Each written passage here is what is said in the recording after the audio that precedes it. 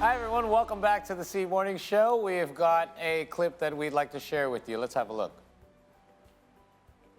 Of a boarding house has sparked discussion on social media.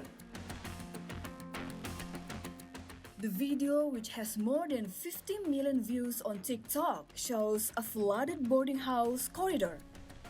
After trying to find the source of the problem, the boarding house owner and other people are taken to a messy room with floors that are littered with empty drink bottles and plastics of unknown contents. The bed also looked dirty and damaged, while the bathroom is filled with dirty clothes piling up and water constantly flowing from the tap, which is the source of the flood. Many also suspected that the previous occupants of this room might have hoarding disorder. However, they also remind others to understand the condition, as it is considered a serious mental health issue.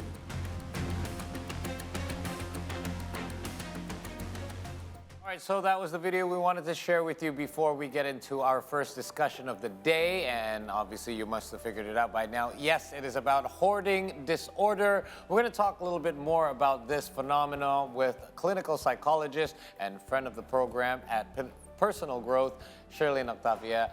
Welcome back. Good to always have you here. Yeah. Very interesting topic that we're going to talk about today. So we had a look at that video. So that was a weird incident where you saw all sorts of things in that room, including like empty plastic bottles and things of that sort. So before we get into talking about hoarding disorder itself, what is the difference between hoarding disorder or something like that? Is it different? Because from what I know, hoarding is like keeping things that have emotional attachment. But when in that particular video, there were things that were like unnecessary at all. Is there a difference between hoarding or just being messy or not cleaning up after yourself? Okay, so first we have to understand what is hoarding and also being messy or laziness. Right. And also collecting, because all of them can be quite similar. Yes. Yeah. So the first one, hoarding, is having so many things where the individual cannot manage the clutter. In where they live, and also have some difficulties to like parting with their belongings. Okay. That's you. It is due to several factors. More because of the emotional or sentimental attachment. Yes, even though they have no actual values, the items that they keep. And it can also because of irrational belief towards the belongings. Such as? Yeah. An example of irrational belief. Yes, they might believe that they cannot cope with how they will feel if they throw the things away. Okay. Or they can also feel that they have to keep all those things to make them feel safe. Or they can also believe that by throwing the things away or getting rid of them, it can cause like harm to other people or the environment. Okay, so in that case, back to the video that we saw, is that hoarding? Yes, It is. Yes. Okay. So they just like feel like I don't want to throw this out right now. Yeah. We're gonna keep it, and it ends up being cluttered. Yes. What a mess. Wow. By the way, that ended up flooding like the whole the whole area, the whole building, the Yeah. whole house. Now, what psychological sort of relation does that have to hoarding? Because I feel like I see that some people may hoard different things. Yes. Maybe for some it could be papers. For some it could be. I know someone. Grandmother of my friends who likes, again, maybe this is as a collector, I don't know, she likes to collect old different, one of those like plates. Antiques or? Antiques, yeah. yes. Okay. But to the point where it's literally like, it doesn't fit in her house, she has to get rid of things, but she can't. This is a good question because I am a little bit of a collector in the sense of there's certain items that I like, so I do collect. Yeah. So. Does it depend on what you are collecting that sort of, defines if you're a hoarder or not? Or what's the psychological explanation behind that? Okay, so there are many differences actually between collecting and also hoarding. Yeah. Okay. Yeah, because in collecting it involves like saving items that are usually valuable, such as stamps, and they are also normally order them in some manners, such as in folders or cases, but in hoarding, individuals actually not really ordering them in such manners. Okay. Yeah. So it's not organized. You're not keeping track of the stuff that you have. Because a collector, for example, I don't collect shoes, but I have some shoes, and I have more than some shoes. But I do keep. I know exactly what I have, and but I know I have too many, and I have a problem letting go. Can that be considered hoarding as well? Because I have a friend that is like, well, some of the ones that if you get new ones in, why don't you get rid of some of the old ones? You can sell them. Some people you can actually sell them as pre-loved items.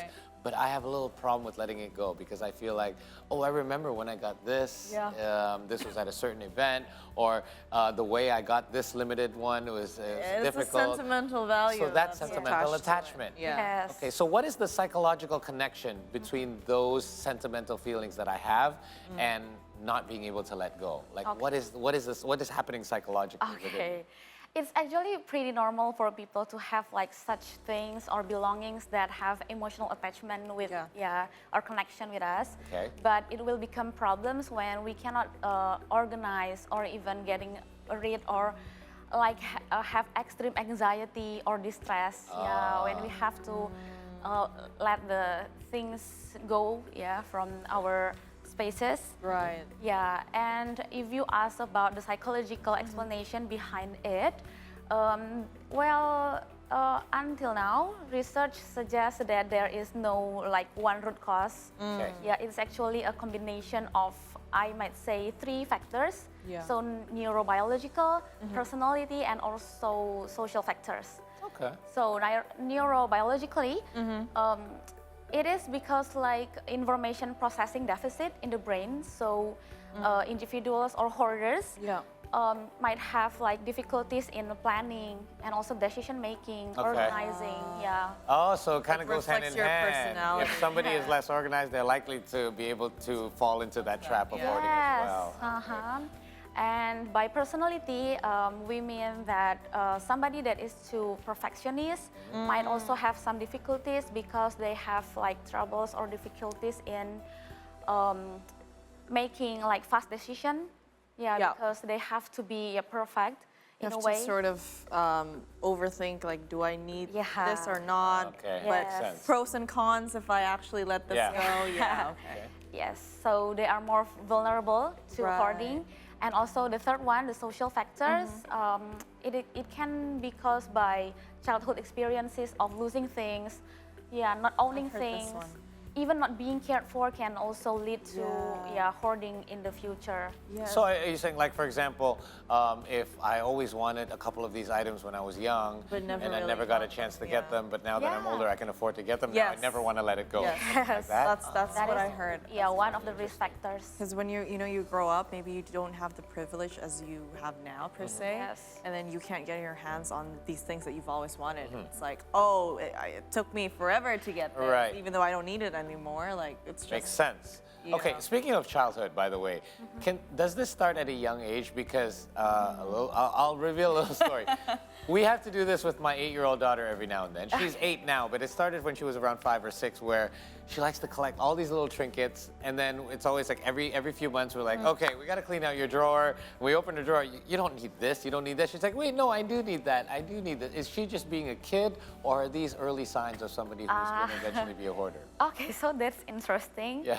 I might say that there is actually she's being a kid. Okay. Because hoarding can start as early as 15 to 19 years old. Okay, so in your teens. Yes. Maybe that's when your brain has developed sentimental attachment.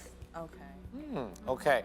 So now we do know this is a disorder. We do know that this can affect people's lives. Like, I don't know if you guys remember, there's a reality show where they would visit different hoarders' homes and they would help them. Yes. Like, you need to clean up your house and we'll help you do it. And they have professionals come in. Yeah. And I could see how much difficulty they have even accepting the help. and they eventually they're much happier later on. Yeah. But they do have to get over that hump. So how does one get help, first of all, in regards to you know, getting over this disorder? Can they fully get over it, or does somebody, you know, if you help them clean up their lives, will this eventually do this again? What is usually the treatment and the process? Okay, so it is very understandable that as friends or maybe families that we want to help them clean up, Of course. total clean up, but that is actually not really helping them in long term. Oh. Yes, because that is not the reason why someone keeps hoarding. Right. Yeah, There's in an the first underlying place. issue, right? Yes, yes, Okay. yes. So so the talking therapy that we can offer as a professional is cognitive behavioral therapy, or CBT. Yeah. So Okay. research suggests that the most effective one is through CBT. Which focuses on how we can change their attitudes, their thoughts, and also their irrational belief. Okay. Yeah, so they can have more, of course, adaptive belief, and Right. also equip them with more adaptive coping mechanisms.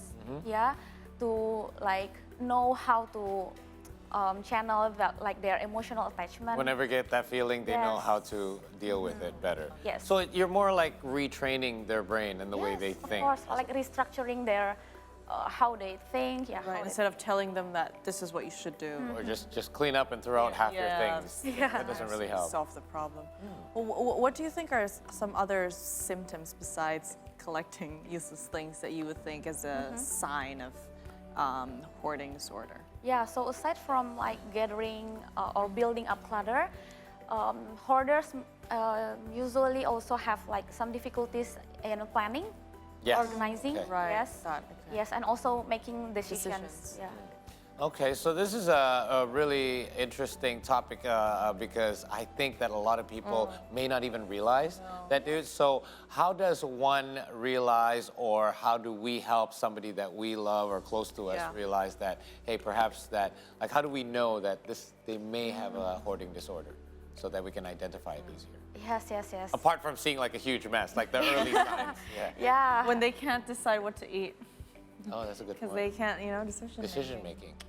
So that would be like an early sign then. Yeah, it can be early sign, and also when we can notice like there is like there are things piling up.